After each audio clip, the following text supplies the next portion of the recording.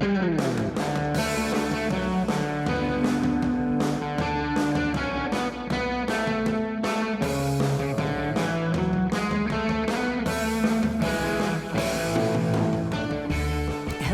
and welcome to the How to Live in Denmark podcast.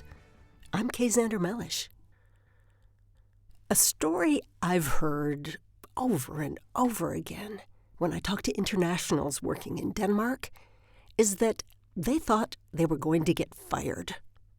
They'd been working for a year or so at a professional level job in Denmark, often one they'd been recruited for. But they'd never heard any positive comments from their manager. They started to worry. They were doing their best, but maybe it just wasn't good enough. Were they going to lose their job? Were they going to have to go back home, humiliated, and explain the whole thing to their friends and family? This was what was on their mind when they went into their annual employee review with their manager. They were expecting some pretty bad news. Instead, they got a promotion and a raise. Their manager thought they were doing great. But the Danish approach to employee feedback is generally, no news is good news. You have a job, you're doing that job. We'll let you know if there are any problems. Positive feedback is uncommon in Denmark because Danes themselves are often uncomfortable receiving compliments.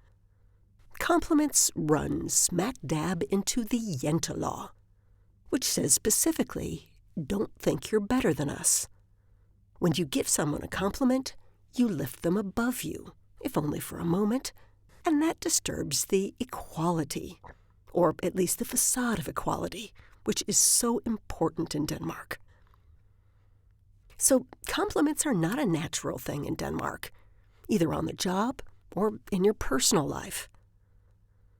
I was once invited to a party in Denmark shortly after I arrived here, and since I was eager to look my best, I invested in what I thought was a very chic dress.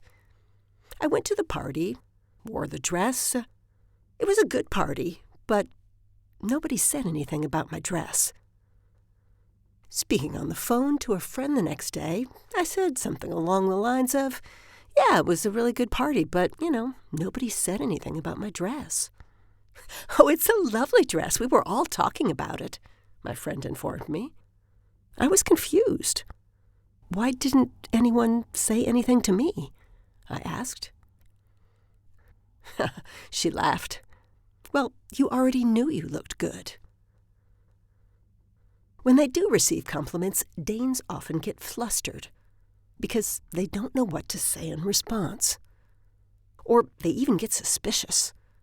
Why is this person giving me a compliment? What do they want? On-the-job honors can also make Danes uncomfortable. Why should I be elevated with a special award when I'm really just part of a team? International managers often come to Denmark assuming that awards like Employee of the Month will be motivational. But the Danes find them cringy. It makes them squirm. Being lifted above all the other employees is awkward and embarrassing, even if you deserve it.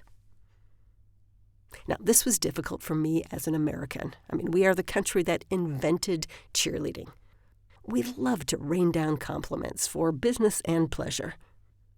Danes find this insincere and superficial. If they get or give a compliment, they want it to be deeply thought out, have meaning. And that means that if you do get a compliment from a Dane, they really mean it. It comes from the heart.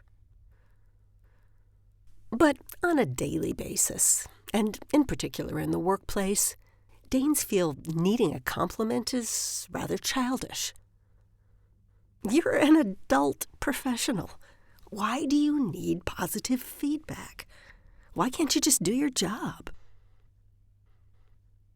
Which doesn't mean that children get an overflow of compliments either.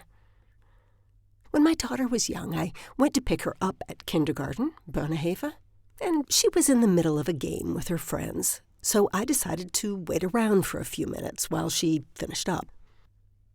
There was a younger kid there by the sandbox, not even a year old. He was holding onto the sandbox, trying to pull himself up to a standing position for the very first time. So I encouraged him. "Come on," I said, "you can do it. Keep going. You can do it. You can stand." He was having a lot of trouble. His little legs were still very rubbery, but he was a persistent fellow. He kept going, kept trying, and finally he was standing. "Yay!" I said, clapping for him.